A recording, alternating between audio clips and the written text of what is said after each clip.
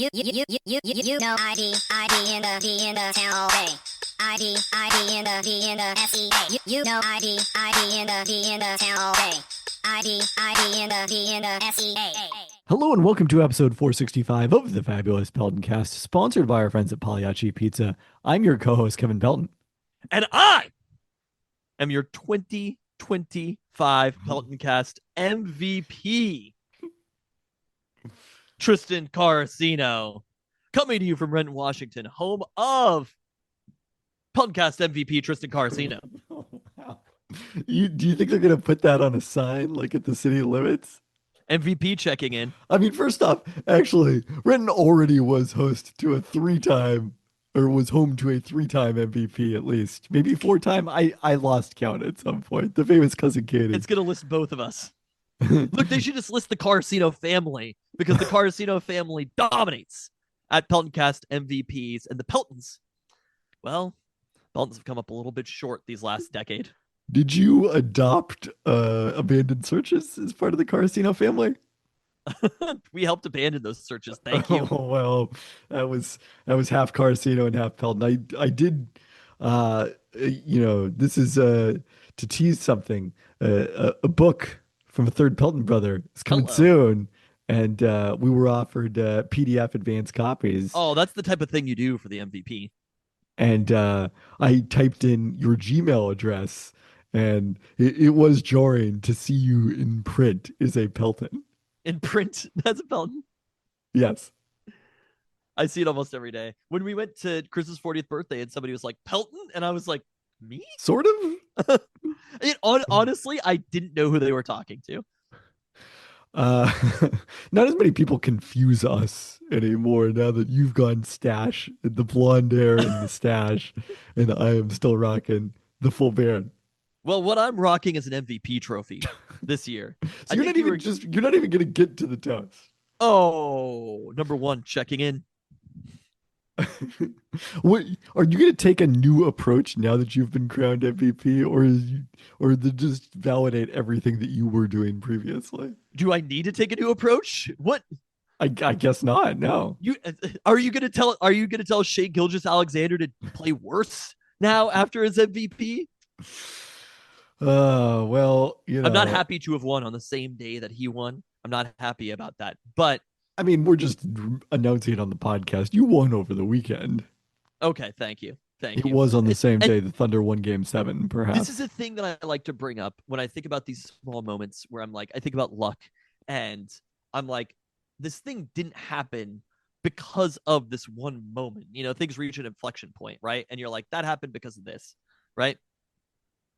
And I'm like, it didn't happen because of that. It happened because of the years of work that went in beforehand. So I didn't win the MVP over the weekend.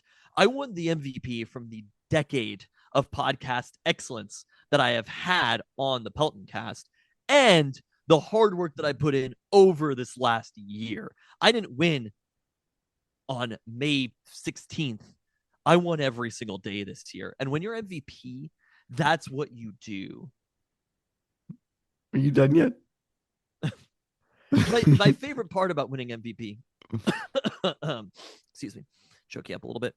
Oh God, is that you didn't win. The winning is not so much great for me, but it's bad for you. You know, that's why I love it. I don't do it for the individual accolades. I'm just here for the Peltoncast team success, which is difficult to quantify, but there somehow. You're saying that you deserve 25% of this MVP? I'm not saying that. I'm just saying that's not, it's like when Joel Embiid announced he was no longer going for MVP anymore. That's what my you're approach. Doing? Yeah. Has Joel Embiid never won an MVP, did he? He did in fact win an MVP. Oh, so you're trying to game the system. I see what you're doing. You're trying to game the system. You're trying to say you're not working for an MVP and then you're going to accidentally win one, or you're hoping that this is like, I'm like Kevin Durant, where I'm like, this is everybody in the building's MVP. This isn't just my MVP. And the thing that I want to say about MVP. That is, this is just my MVP. Wow. You know who he thanked and said you the real MVP? Who did he thank? His mom. Yeah, not to her. Although if Jan had more appearances on the podcast, she would Oh, either be the MVP next year or people would never listen to the podcast again. one or the other. One or the other. All So extremes. it's like the Oops, all conversations extremes. that we have. Oh, how so? Anyway, there won't be any of that on this Oh, podcast. It I was just see. the hard work that I put in over this last year. And again, what year did we start the podcast? These aren't things that MVP knows. 2013. Okay, over these 12 years of excellence Minus podcasting, the 2 years the that we, dark ages, yeah. uh, maybe you deserve a little bit of MVP for us reconciling our relationship after that to come back. I'll give you a percent because I wouldn't uh, be the MVP had that not happened. I do want to ask, related to Luca's birthday party, who was the MVP of that party? Of Luca's birthday party? Yeah, What do you mean? that concluded with a fight between you Oh, and the our fight mom. between me and Jan. I think Jan was the MVP. Oh, I don't know. I don't know. She came in very hot. Are you He saying was. you were the MVP for staying out of it? You almost jumped in. It's uh, not an Italian family get together if we don't fight. that is fair, I suppose. That's the point. I saw some Kaylee, fighting earlier today from Miles Mastrobuoni, right? When they do the anthem showdown. Are you aware of this? yeah, but he was fighting against the other team. He wasn't battling Mitch Garver. Oh, I consider Jan the other team. She is not the other team, to be clear. To be very clear, she is not the other team in that context. Anything else on this? Now I must again ask, are you done? By the way, you more than doubled in the voting, the second place finisher, which was Wow. of course the gif of me shaking my head. That's the closest you've come. So it had a big year. The Kevin Pelton shaking his head gif. You know what? It was a good year. It tried its hardest, the gif, Oh and wow. it didn't have the goods to stand up against me. But the other most important thing is that you didn't even finish second. Was that not you may have not finished exactly. last in voting. The gif of you could say it's an extension of you, but I feel like it was doing work on its own. And the other piece is I'm not going to give up right now because I'm going to be mentioning this all year long Oh while it's God. happening. I hope you will forget about it at Everybody some has point made here. a huge mistake. The real MVP is housing density discussion in the asides, Oh, in my opinion. yeah, we'll see. You know my perspective about some of this. I did finish Oh, I think I third was the in the MVP of voting. that fight also. No, well, you were not. This I did finish third in the voting. Hashtag Mariners channel on Discord finished fourth, and Katie finished fifth. The hashtag So Mariners channel is I, it had a good year. but I will say Griffin Pulliam really deserves the credit for the GIF. He's the one that made You it can't even happen. you're not even willing to take you're only giving yourself 25% credit for a thing that didn't win. Correct. Okay, great. Oh, but what I wanted to say also is hearing that voting, and I do have to I want to be serious for a second. It was a mandate me winning MVP this year. And so Well, that's why I asked if anything was going to change. you're saying should I turn it up to 11 this Yeah, year? If yeah. every decision that I made over the last year was right, every other decision that I didn't make will also be right. I Every time that I scaled myself back, that was the wrong decision. I should have gone further. exactly. Yes. I actually feel like the winner. I don't think I won because of the podcasting excellence throughout the year and the calling you on your bullshit constantly. But people don't even get to hear those fights. I think it was the Mariners hot takes is what Oh, was the real unquestionably. MVP this I year. mean, timing wise, the fact that we voted after some of your hottest takes, I think I don't worked know in if the your takes favor. are actually that hot, but good hottest takes. All right, well, congrats to Rain goalkeeper Claudia Dickey, who will be part of the U.S. women's national team roster for her first matches ever during the upcoming international break against China and Jamaica after being named to the roster alongside teammate Lynn Biendola. Congrats to you to baseball reliever Isaac Yeager Jr., who was named to the All Big Ten first team. Starter Max Banks was a second team pick. Also, I think he's married to, why am I blanking on the joke here? Uh, uh, yeah, there's a Max who's married to Elizabeth Banks. I guess that's where I'm actually going with that one. Well, outfielder AJ That was Guerrero. not a very MVP like joke. You're right. It wasn't. It was like Well, weirdly former Blazers complicated, and I blogger. don't get it either. I It's I just a just person with the last name Banks. well, I thought they had the same name, and then I got confused because I was mixing up the fact that there's a guy named Max who's married to Elizabeth Banks, but his name is not Max Banks. Do you want to just edit this part out, or You know, that's because gonna I be a think lot of work. your 0 votes are now negative. Oh no, I had positive votes. Positive vote. Did you vote for yourself? What did you vote for? Of course not. I voted for the Mariners channel. It's been crushing it. I voted for myself. It's like the Parks and Recreation episode where Bobby Newport doesn't realize that you're allowed to vote for yourself. Am I remembering that correctly? Paul Rudd. Yes. Of Oh, course. there was a TikTok of Michael Schur talking about how he was reading all of these uh IMDb pages for people that he was looking at for like extras or like bit parts on Parks and Rec, and all of them were like cashier number 2 or whatever, person in park, like they didn't have names. And he was like, so when I was doing Parks and Rec, I wanted to make sure every single person who was on there had a first and last name. And it reminded me, of course, of The Good Place and Kevin Peltonic. And the more that I thought about it, there's almost no way that it's not because of you. It seems inconceivable.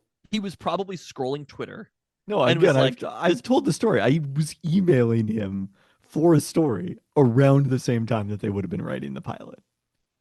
so he just added the ick to not to the at the end, Correct. Peltonic, to make it seem different. That is an incredible, like, people. I don't know if The Good Place is aged. You know, it's not like The Office probably where people are going to be watching it in decades, but forever.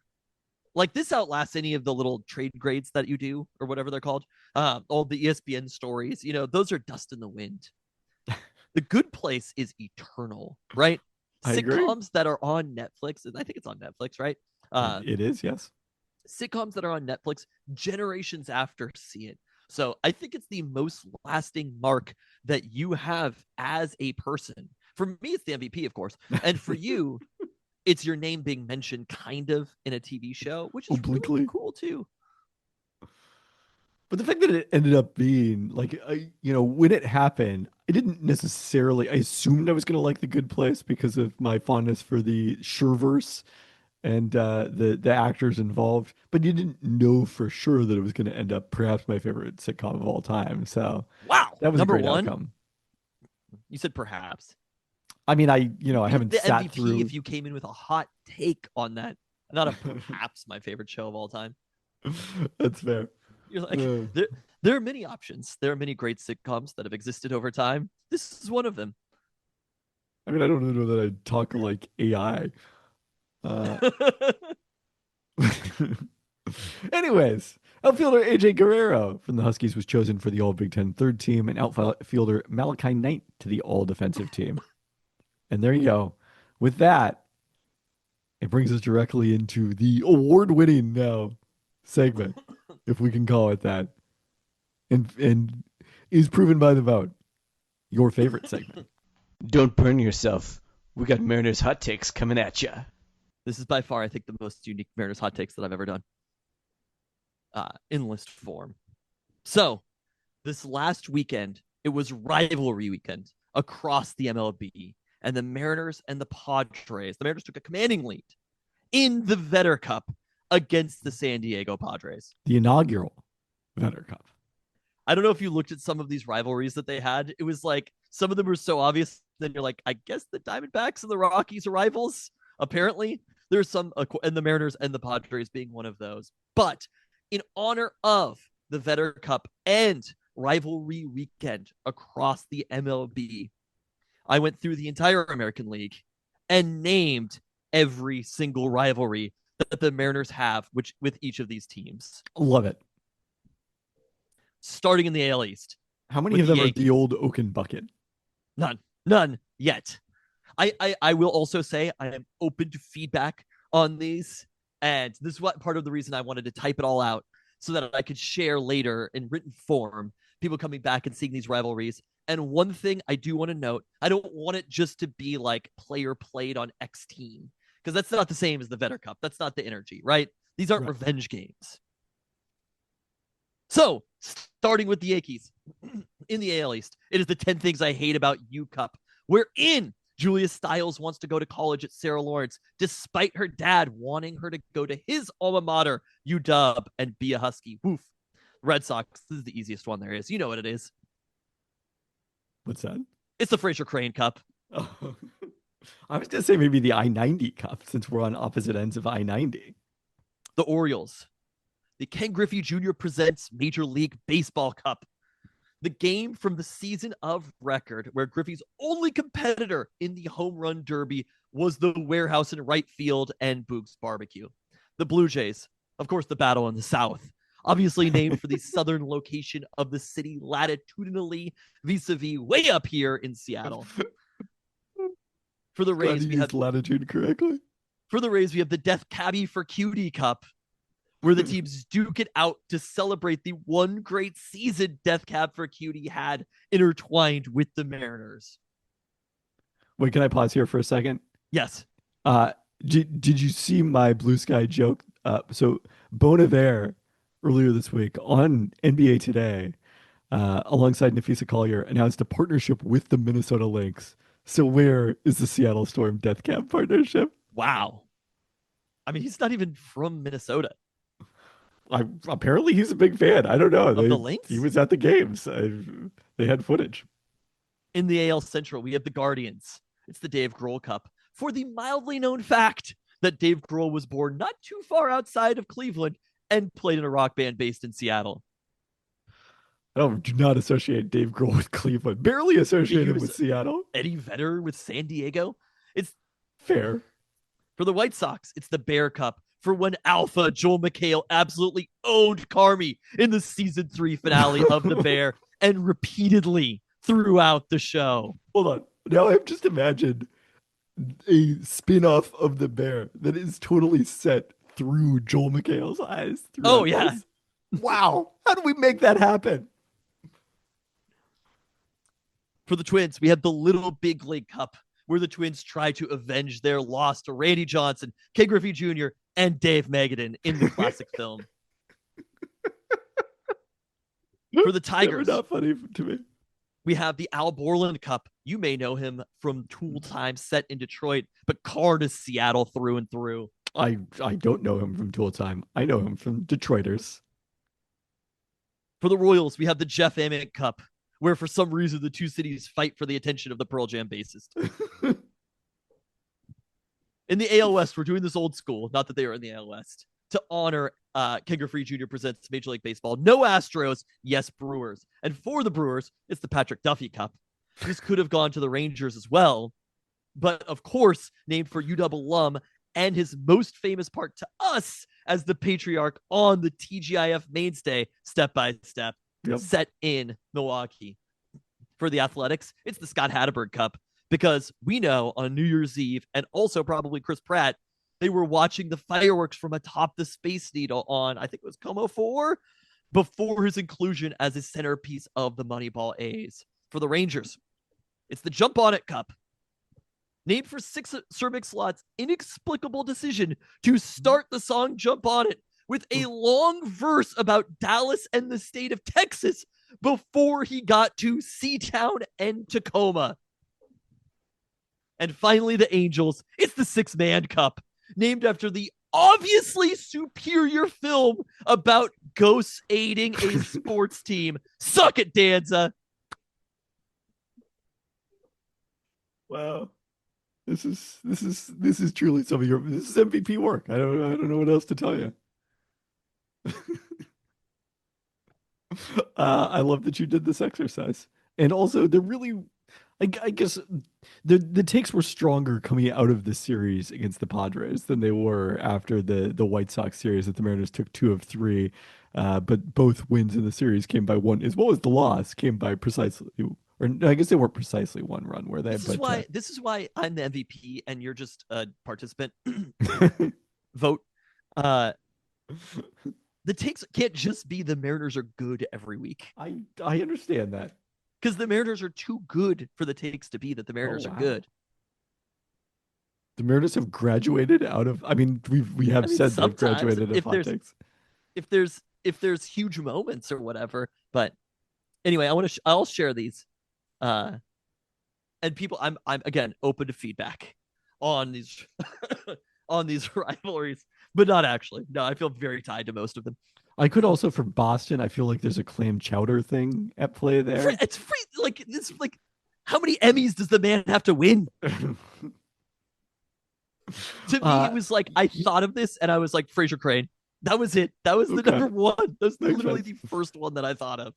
I had limited access to apps on my TV over the weekend, and was signed into Amazon Prime. So decided to spend some time on Friday night watching through the first season of Frasier, starting with the opening episode, and it feels like so very different from the show it became. Does it? I think so. Like I did a Frasier rewatch not that long ago.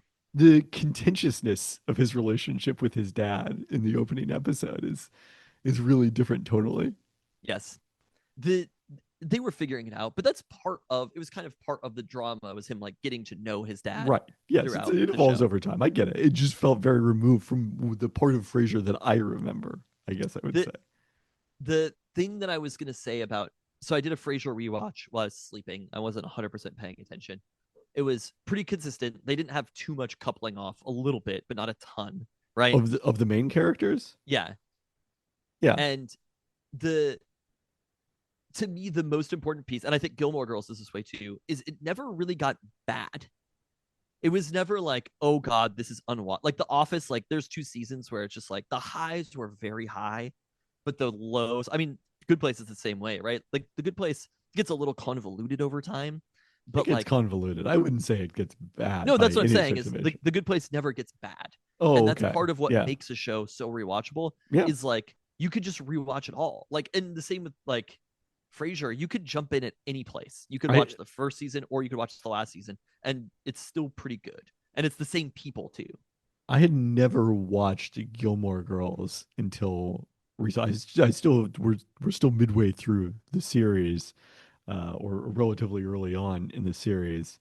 But it is all new to me, I guess is what I'm saying here. And I'm also saying that Chris Eigy, is that his name, or Eigenman? Should be a star. Oh, yeah. Still, were you wanting to compare me to Jess Milo Ventimiglia when I was in high school? I think that's too generous to you. I know. It's both too generous to you. I thought you meant to him. He hasn't won any MVPs of anything.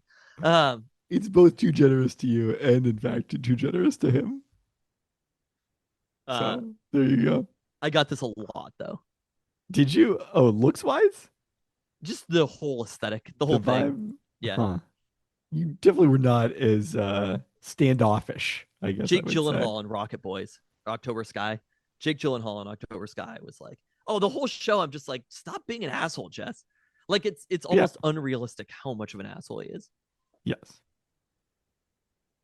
That has been our Gilmore Girls podcast. What would we call our Gilmore guys? Feels a little too easy, but you know, you don't have to work that hard for all of them. Are you talking Gilmore Girls? That's something.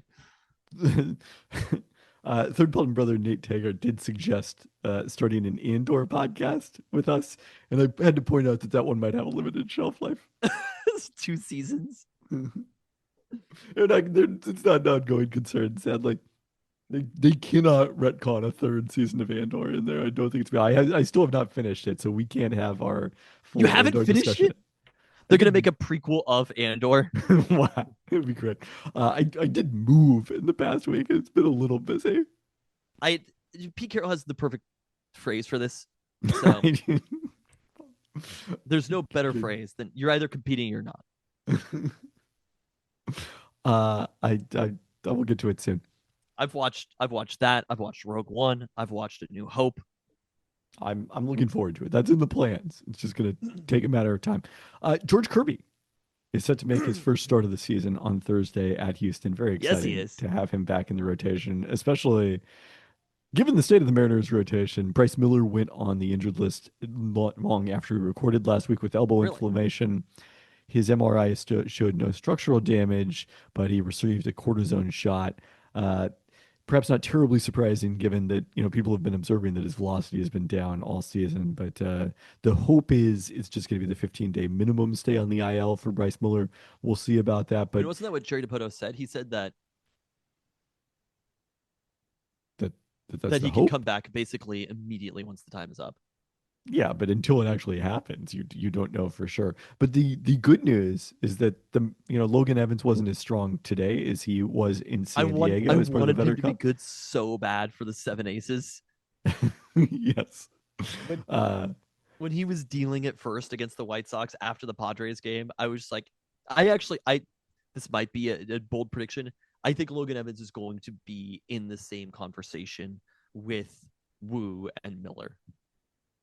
it's optimistic, but it's not unrealistic. Emerson Hancock pitching well lately could be an interesting choice eventually.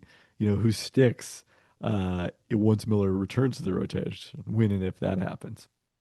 So, yeah, Isn't it nobody sticks? I guess you're saying before Logan Gilbert comes back.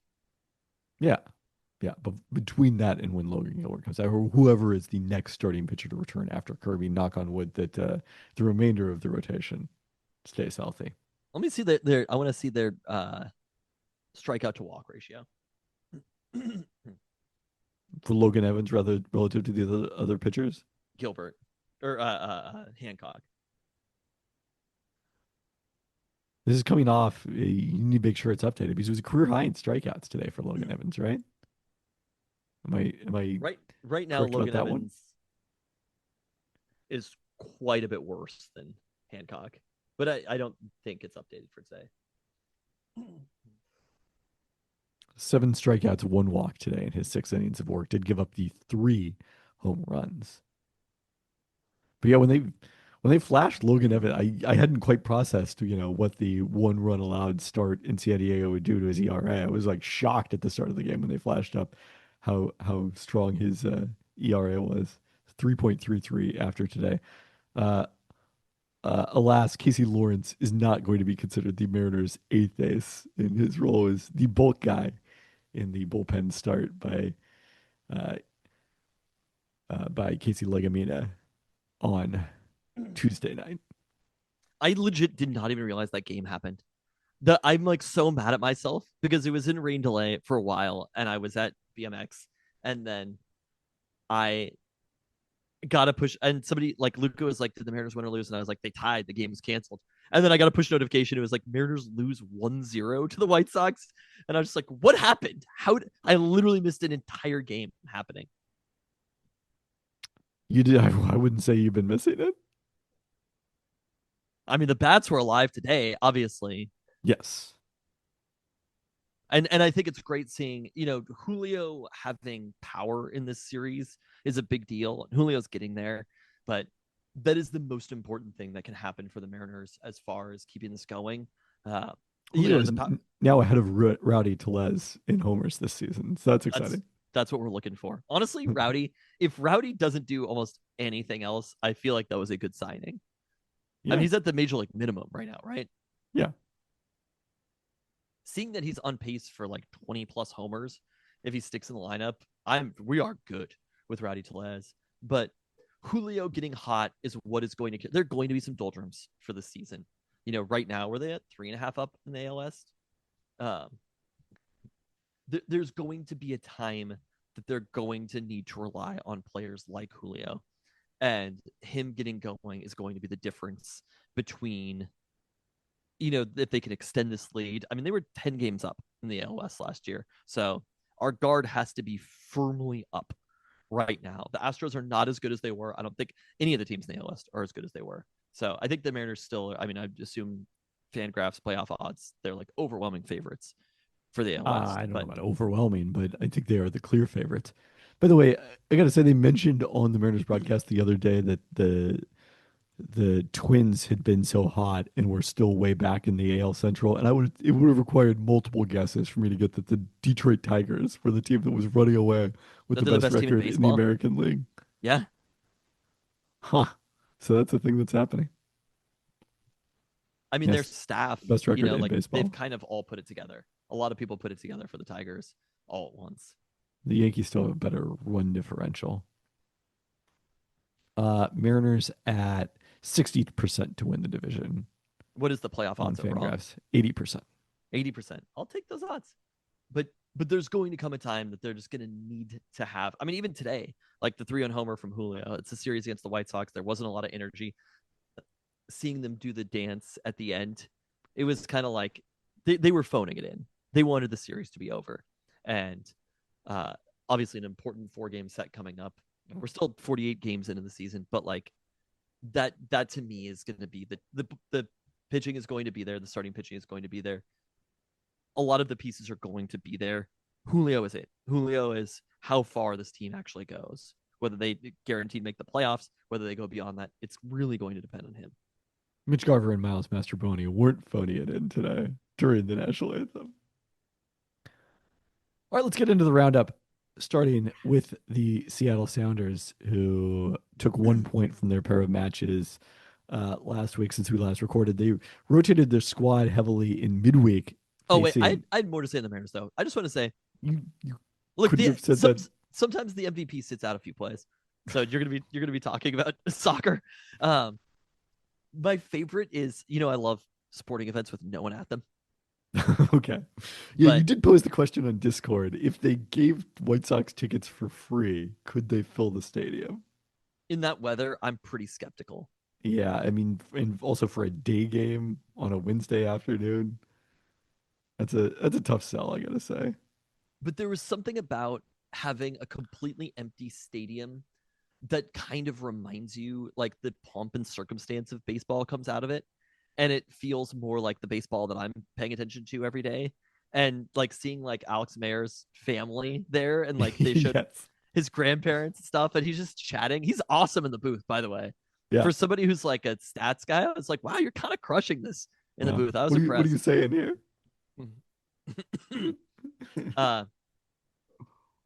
But no, he was pretty natural. But there's just something about like the like small elements of baseball and how much of it is just like hanging out almost. Yes. So much of the sport. And I feel like you really get that in these types of games. So I thought it was so much fun to watch. Like hearing the fans yell. There was like a 3-0 count.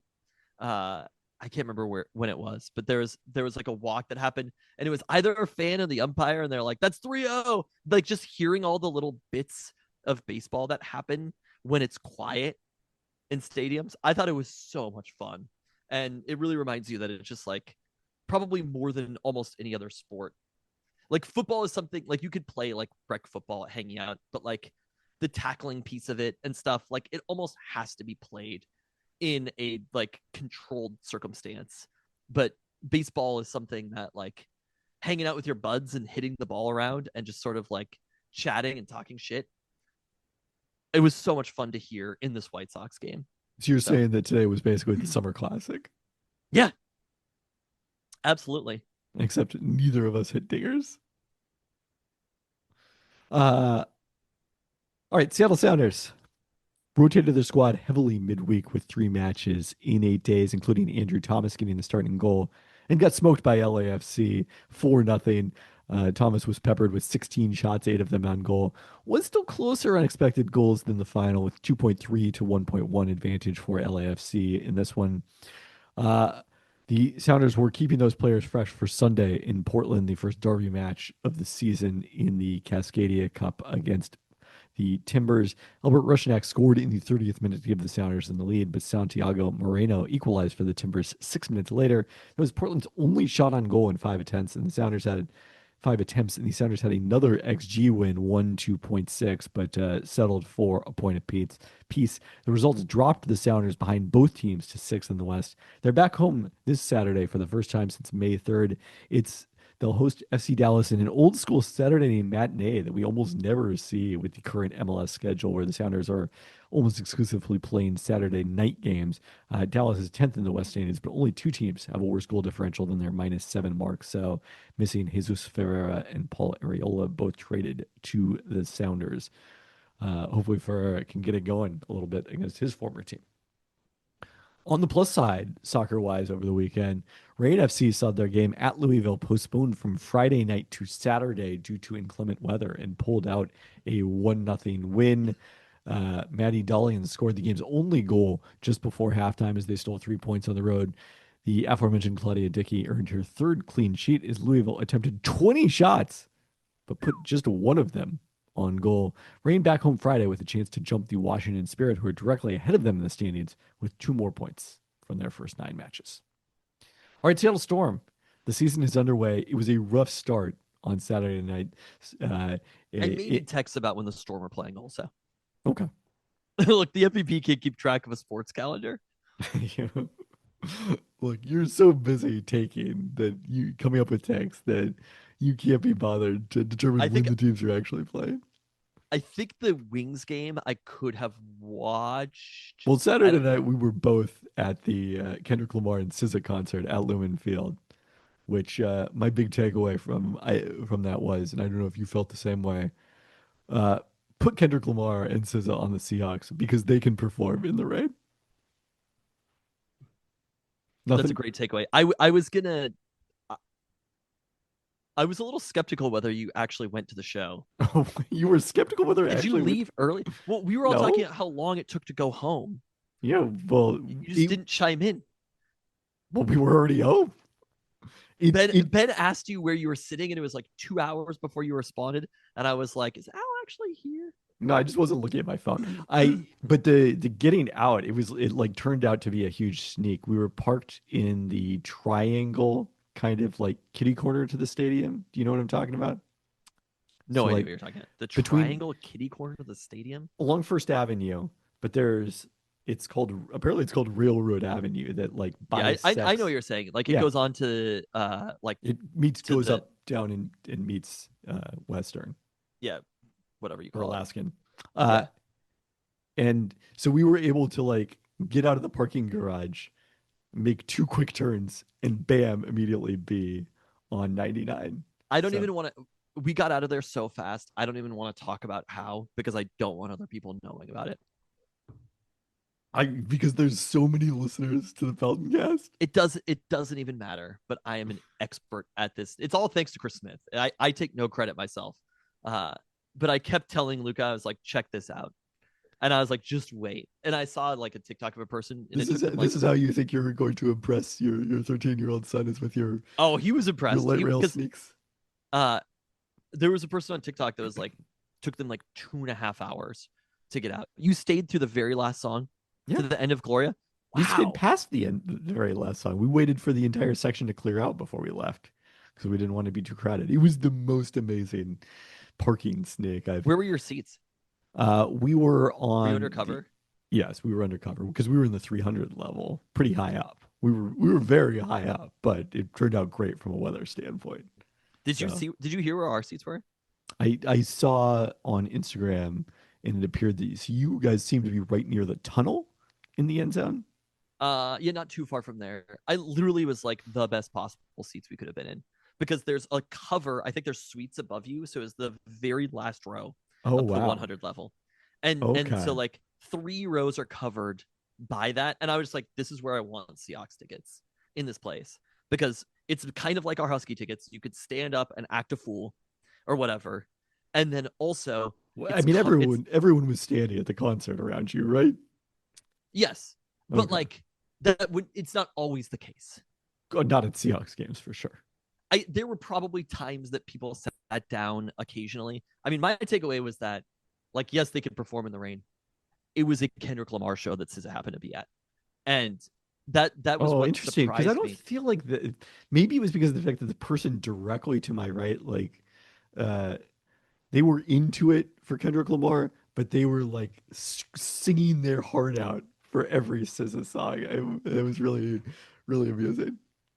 It felt like just like the energy in the building. Obviously, like it's rap music versus like more R&B pop music, so it's going to be slightly different for each of them. But even people who are around us who probably are bigger SZA fans were sitting during the SZA sets. It makes sense. I get that part of it.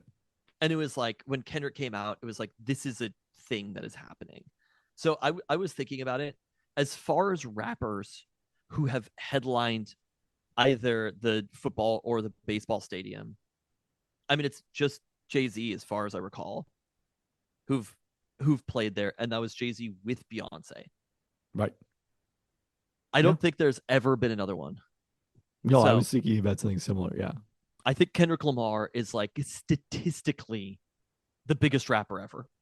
I don't think least he's in only Seattle. statistically, but yes. He's not the biggest rapper ever. Like statistically, he's not. But the like, it's been so long. Like there was like a Dr. Dre Eminem tour that happened in like 1999 or something, and they played the Tacoma Dome. Right. I mean, And it was just like culturally at the time, like they probably wouldn't have played one of like there weren't the stadiums in Seattle at the time either. But pretty much no one. And T-Mobile Park was open, and I guess maybe it just opened. Yeah. I don't know if they'd been like even hosting concerts. That But it just, probably, yeah, they probably didn't do that the first summer. it made sense at the Tacoma Dome, but I would be very curious now. And obviously they haven't like toured since then, but there's basically no one else who's able to do something like that as a rapper. And it was a rap show. That was the other thing, is Kendrick Lamar doesn't have tracks, and sometimes it sounds bad. I think there's kind of like and that's like, I'm so excited about it because I was thinking about it. When you're Kendrick Lamar, you have to be impenetrable as the most famous rapper alive, and he's been doing this his entire career before he was. But like, you can't open yourself up to criticism in any way. You have to keep it the most 100 that anybody ever has, to steal a phrase from a decade ago. What do you think was who do you think played the first concert at T-Mobile Park, and what year do you think it was? I think it was Paul McCartney in 2008. Paul McCartney played there in 2013. It was the first one open to the public. Open to the public. Yes. Oh, did Pearl Jam play there? No. I have no additional context besides Open what to it the says on public? Wikipedia. Foo Fighters? Beach Boys. So Paul McCartney was the first open to the public concert? Yes. And then I'm right. I am correct about I agree with that. But Beyonce and Jay-Z, the show you just referenced, was only the second concert ever there open to the public. Wow. I I went was to at- the first two shows open to the public. I was at two of the first three, because then I saw Billy Joel in 2016. They've become much more regular over time, I would say. This is at T-Mobile. I mean, they have like a whole concert series now. There's like a Tom Petty show. This may not be complete, though. I will concede that, because they're missing a second Billy Joel concert that I attended last year. And like The Weeknd also played Lumen Field, but The Weeknd's not a rapper. Like, he's a pop artist. Agreed. Anyways, the Seattle Storm, while we were at that concert, we're getting blown out by the Phoenix Mercury 81-59 in a worrying season opener, I think it would be fair to say. On Monday night, as you alluded to, they were playing at Dallas and did get their first win. It looked like it was going to come comfortably. Then it got a little dicey in the fourth quarter, but despite the offense struggling much of the second half and no three-pointers in the entire second half, they did eventually get a semi-comfortable 79-71 win over Dallas to get on the board for the first time this season. They didn't hit a three-pointer all half. They did not. They went 9 of 11 in the first half. They went 0 of 4 in the second half. Was there a from three. single NBA game this year that a team, there must have been, right? That a team Yeah, didn't I'm hit a sure three and a there was. half. But it's not common, suffice it to say. And this is on I mean, the they only heels. took 4 threes. Do the WNBA teams they haven't figured it out yet?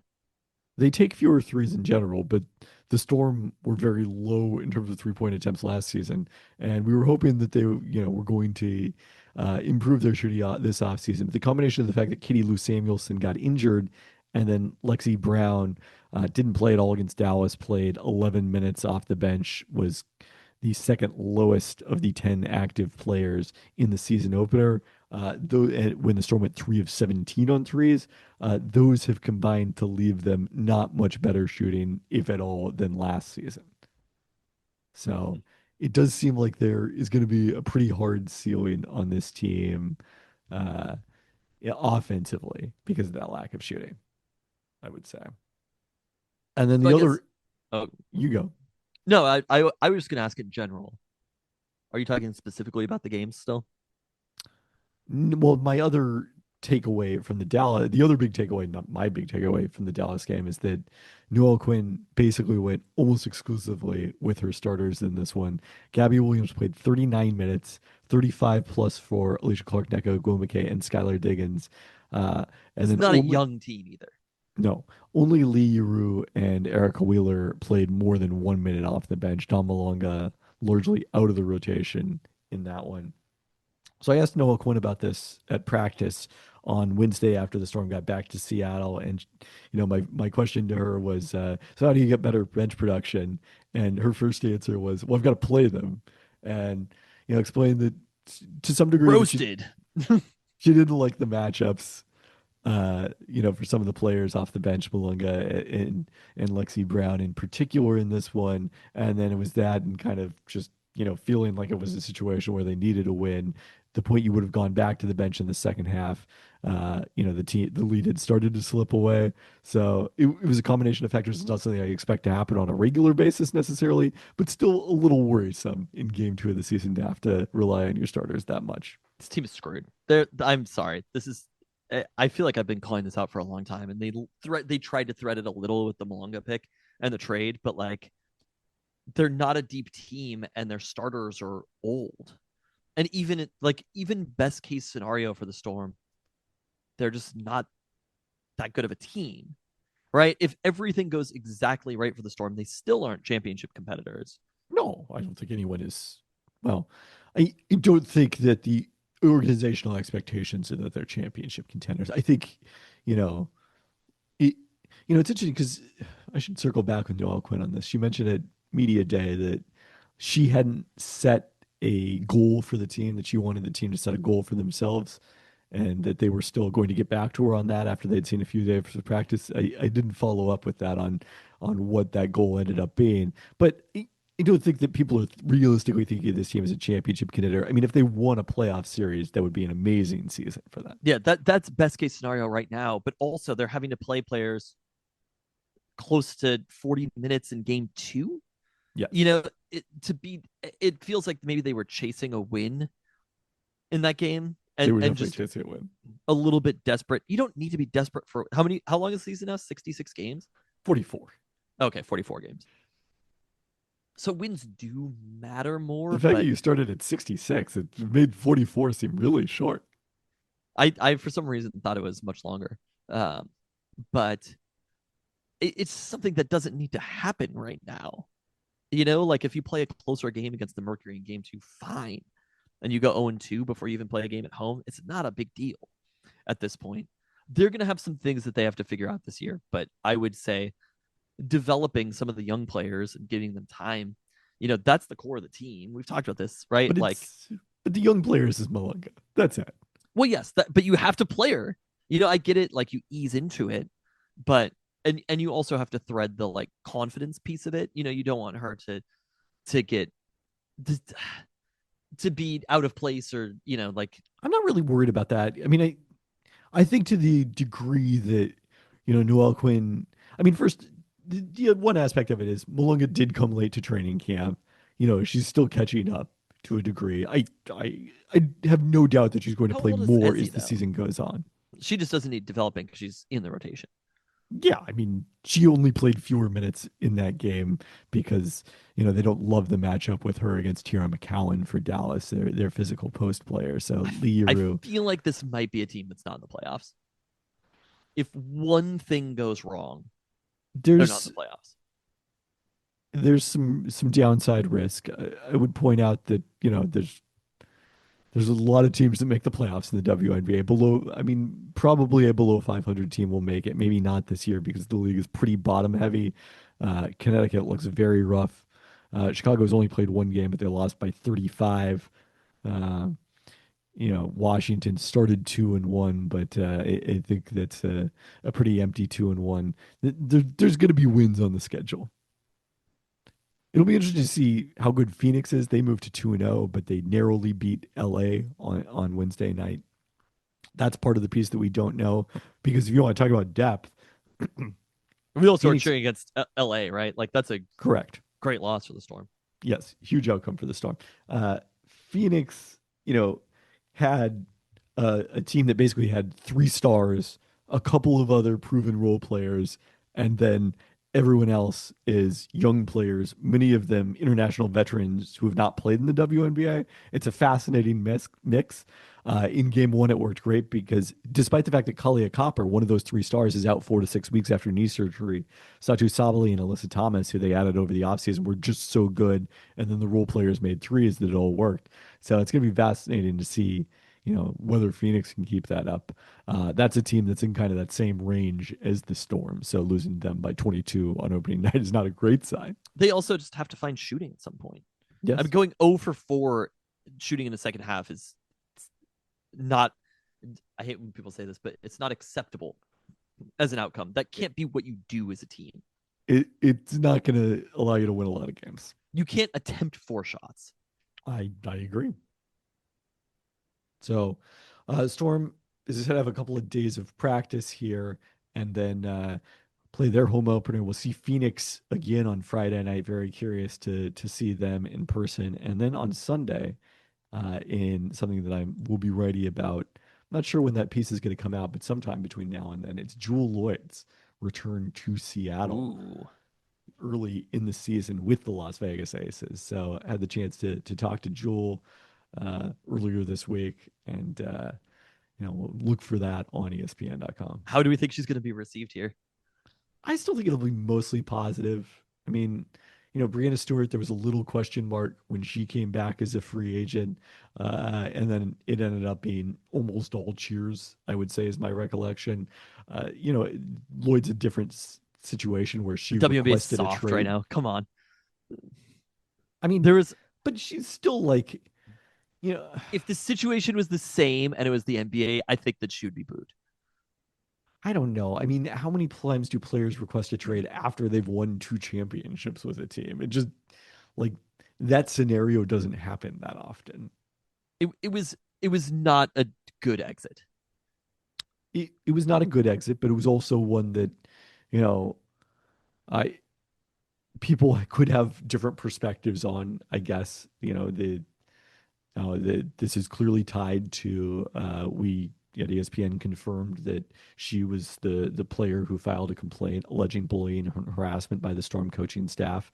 The outside investigation that the Storm conducted found no evidence of violations, and obviously they retained Noelle Quinn as head coach and her coaching staff. So you can have different perspectives on this, I would say. I'd seen a post when somebody was talking at the WNBA, and obviously the spat that happened between Caitlin Clark and Angel Reese or whatever, and they were like, "Can we just stop with the drama in the WNBA and keep it to basketball?" And I was like, "If you care about this sport, you will be promoting the drama." Like that. Some of the drama, yes. Oh, some of the drama, no.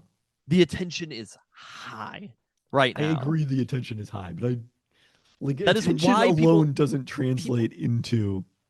No, that's what translates to viewership. I've been thinking about this so much. Human beings love stories. Our brains are programmed to like stories. Basketball isn't a story. Like, the sport of basketball is interesting to watch, but context is what matters the most. You could watch the people who care about the Caitlin Angel thing are people who are in it for bad faith reasons. Maybe, but also people are watching. Like, I don't think those people that are in it for bad faith reasons are watching. I think they're just seeing that clip on social media and then using it for their purposes. But I mean, I guess some of them are more watching. than just that. But it's also just the amount that people are talking about the sport overall is more attention on it and more people tuning into the games. And it creates a story. It was the highest rated ever game on the ESPN family of networks. There's in the 80s, right? Like Magic and Bird was very, very huge. for the NBA. Having these two rivals against each other, and it was sort of like you could pick sides. It feels very similar, doesn't it? It definitely feels some similarities. Now, Angel Reese individually and the Chicago Sky as a team have to get to the level where, the part of the reason Magic and Larry was what it was is because those teams were meeting in the finals and because those players were both winning MVPs. Angel Reese is terrific a start to her career as she's had. She's not on that level individually, and the Chicago Sky more than that are not on the Fever's level as a team, as we saw, because they lost that one by 35. Yes, sure, fair enough. But I'm just saying the story piece of it. I think you could have literally the best basketball players in the entire world playing against each other, but without context. That's why we don't care about preseason games. It's I because agree. preseason games don't have stories.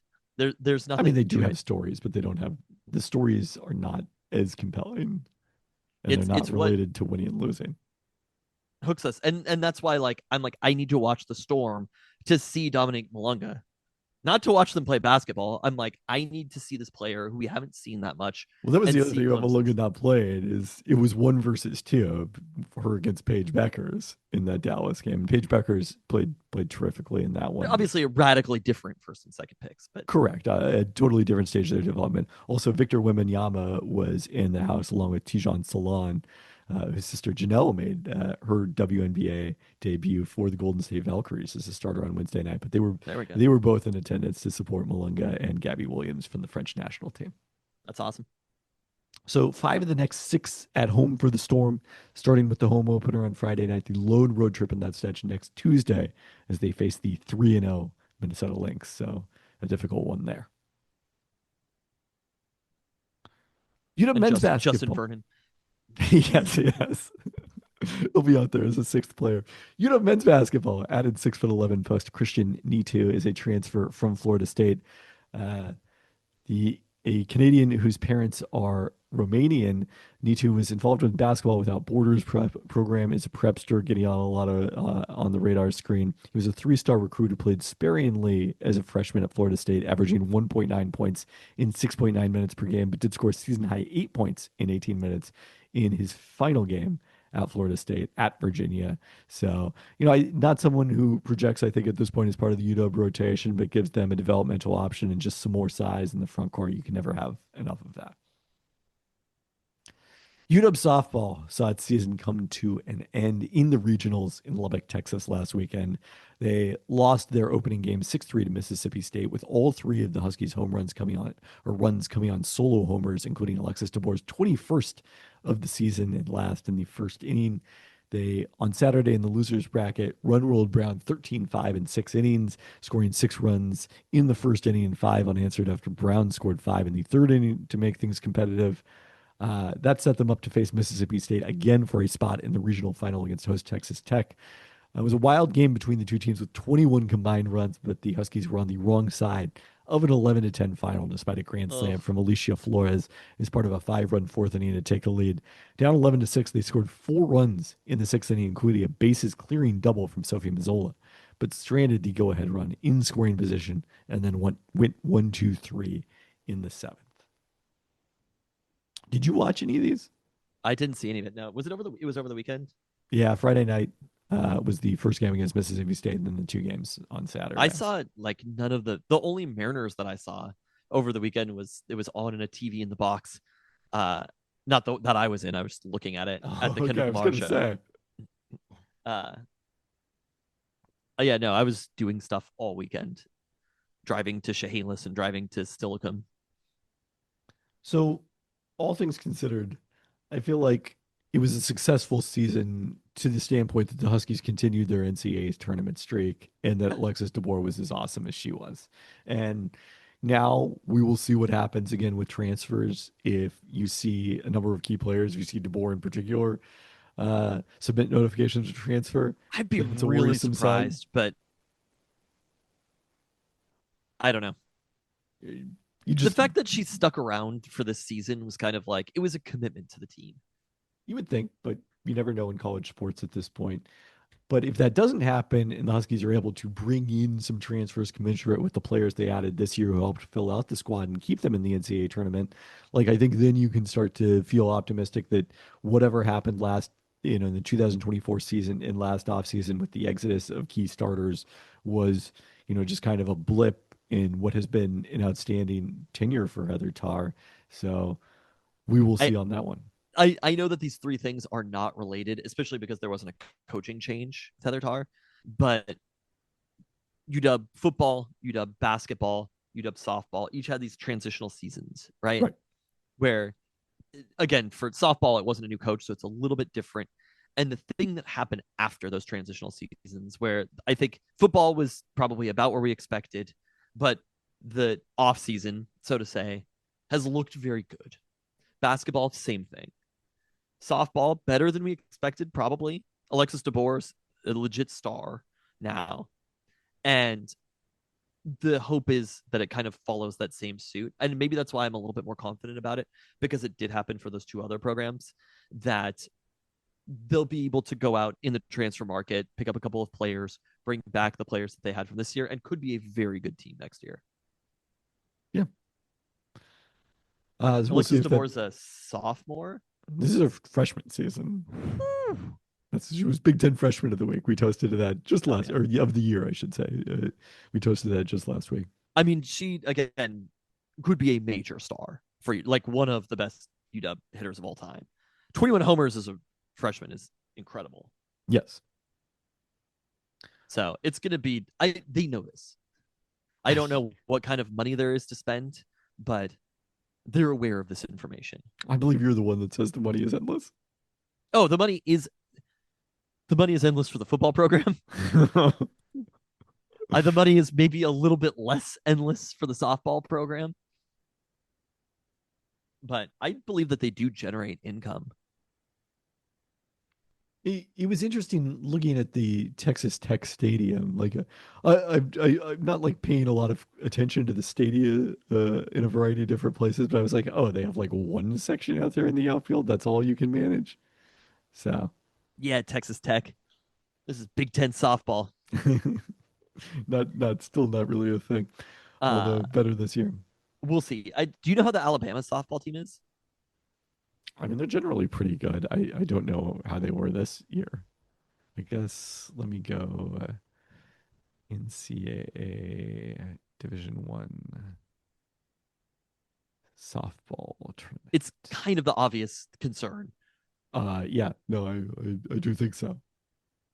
But at the same time, as you were saying, again, that was there. That option was on the table for her last year, and she did not choose it. And I think did not choose it even. I think the excitement around the DeBoer family at Alabama was probably higher a year ago than it is today. Alabama was seeded 15th, won their regional, now is facing Oklahoma in the Super Regionals. Okay. Which we've seen that particular movie before. It's not always a fun movie. Big Ten teams advancing. Oregon is the 16 seed. Somehow the number 1 seed Texas A&M got knocked off by Liberty in the regional at home. Wow. So Oregon gets to face news. Unseeded Liberty. Ugh. They'd really just find their way to playing Liberty a lot, right? What in the hell? I think Oregon's gonna be okay. How many fucking times do we have to go through this? Not that we're are paying that much attention to it, but why is the world making us choose between these two teams this often? Number 9 seed UCLA is playing number 8 seed South Carolina, which also sounds like a fun Final Four matchup next year in women's basketball. And I think that is it. Oh no, Nebraska unseeded, took advantage of LSU getting knocked out. Never had to face LSU in the Baton Rouge regional, and advance and plays number 7 Tennessee. We've been in the Big Ten so long that I forgot that Nebraska was also in the Big Ten. You said Nebraska, and I was like, the Big 12? It took me a second too to process it. Well, we're condescending about teams in the Big Ten now. Oh yeah, we're fully actualized. Yeah.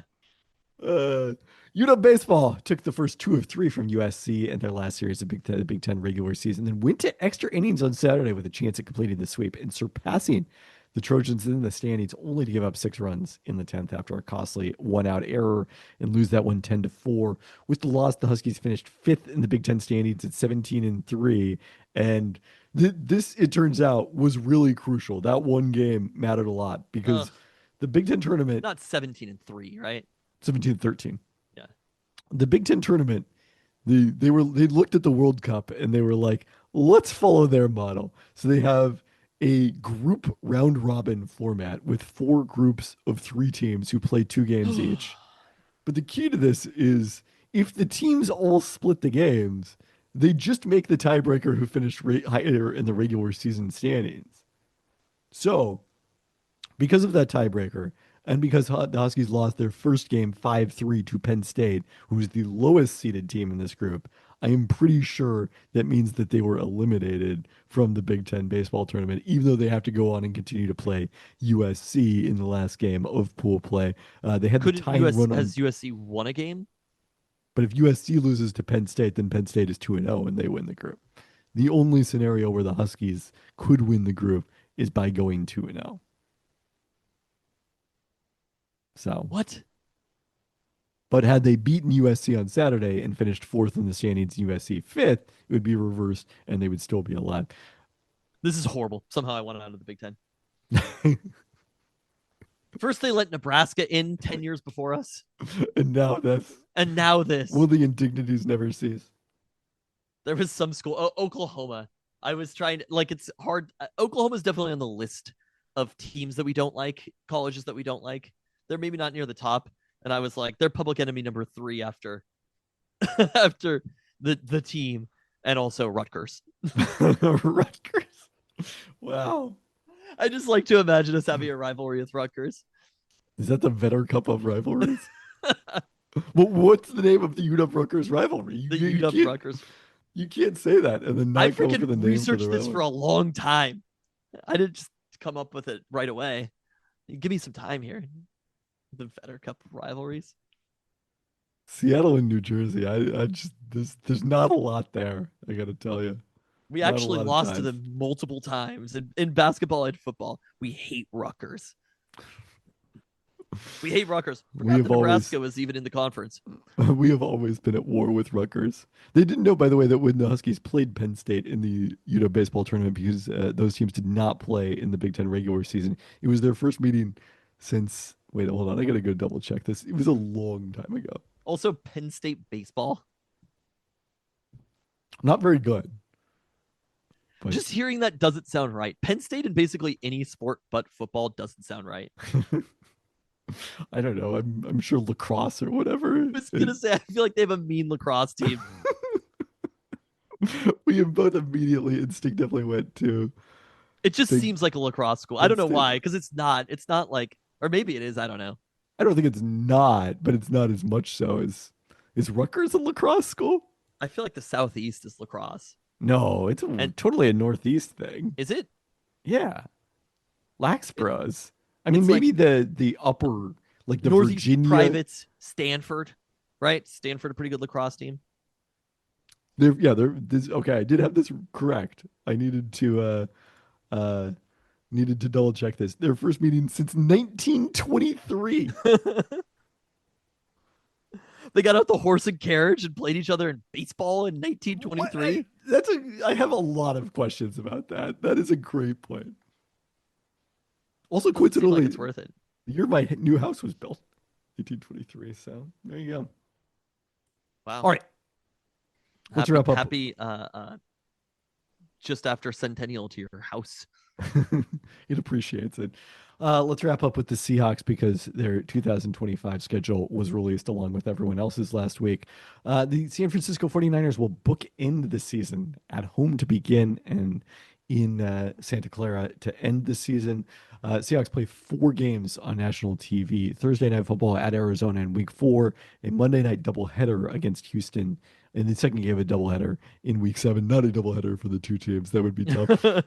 Sunday night at Washington in Week 9, and then a Thursday night game at home against the Rams in Week 16. Did you have any takeaways from the schedule as a season ticket holder or otherwise? I mean, as a season ticket holder, I like that they only play back to back one time. because sometimes you want it to be sort of like every other week I'm here, I'm doing Right. this thing. If it's a bunch of weeks in a row, you're just like, all right, I'm kind of sick of this. And because it's a slog, right? We talked about getting in and out of the Kendrick Lamar show. It's not an easy thing to do unless you're expert level at the light rail. um and Weirdly, that one time that they play back to back, it is 2 home games within a 5-day span because it's the Thursday night game against the Rams. Is the second game. uh so that's good. I don't like that it's the end of the season that's happening. Right. However, the last 2 weeks being on the road is kind of like, all right, I can handle this. In good weather locations, which, we'll see whether Sam Darnold is similarly unable to play in the elements is past Seahawks quarterbacks, but always a positive sign. They're at Carolina in week 17 before wrapping up at San Francisco, a place where they've had a lot of success over the But years. I also just for like again for myself selfishly, not having to go to a Seahawks game in weeks 17 and 18, pretty nice. 100%. So and that's the only thing. I mean, you know what teams you're playing. It's just when you play them, Yes. which I mean, we're gonna be fresh out the frying pan into the fryer, so to say, in week one. Like it is going to be perspectives are going to be made about the Seahawks entire offseason, entire rest of the season in week one. It's not a soft landing for Sam Darnold. I mean, that was going to happen under any scenario, but yes, in that scenario in particular, it's it is definitely going to feel magnified. Like the Mike Macdonald era, it's the most important game. Obviously, it's the most important game that Mike Macdonald will have ever coached is week one of the 2025 season. Meanwhile, the Raiders get to open the Geno Smith era at New England, so a little bit more favorable of a schedule. They're going to lose that game.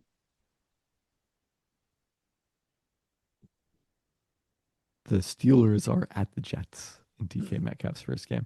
Seahawks also announced their preseason But they also schedule. have to rematch with DK in week 2, right? Yep. Yeah, that'll be right out the gate. DK Metcalf revenge game. It would be a very fun one to win. I mean, we literally do not know who's going to be quarterback for the Steelers at this point. I would say that the Seahawks probably. We know. Do we? No. I truly cannot wait if it's actually Rodgers for the Seahawks defense to play him and just how frustrated. And look, I like DK Metcalf. I don't want him to be frustrated necessarily, but it's going to happen. Yep. We saw it last year with Devontae Adams being wide open and Rodgers not being able to get the ball to him. And he's going to be a year older. The Seahawks also announced their preseason schedule, starting with Pete Carroll and Geno Smith, although presumably he will not play, returning to Lumen Field in his first time on the sidelines with the Las Vegas Raiders on August 7th. That's going to be a fascinating there's preseason storylines in that one. They'll also host Kansas City in week 2 before visiting Green Bay in the final week of the preseason. Matt Schneidman of The Athletic reported the Seahawks will have joint practices with the Packers leading up to that game. So we love a joint practice. Do we? I don't know. I have do now. No feelings about a joint We practice. hated them when Pete Carroll was the coach since he's not interested in them. But now we love them because Mike Macdonald is the head coach. Great.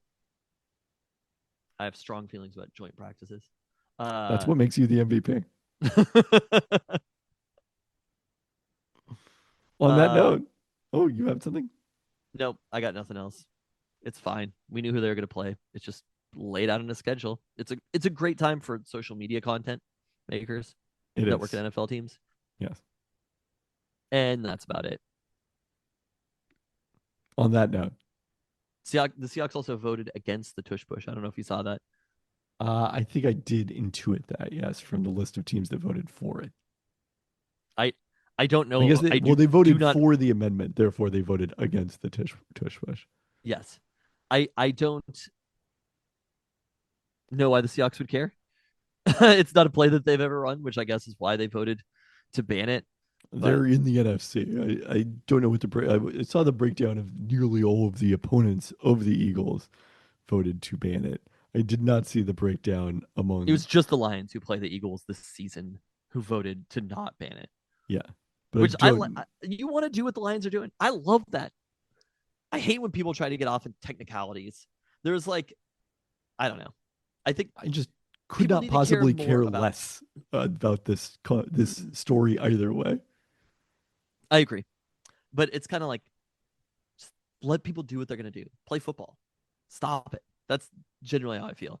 I was pro shift, and though I'm actually happy about the shift being banned in the MLB, but it's I don't even know if is hitting actually up since that happened. It's not down. There we go.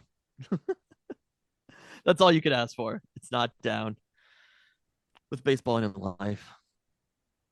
But my podcast vote, MVP votes are. On that note, MVP signing off. we'll see how long you remember to do that. Thanks for listening. You know the Seinfeld when Kramer gives Jerry the #1 dad shirt that his dad finds.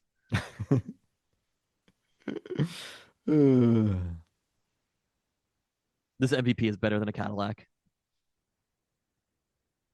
Thanks for listening.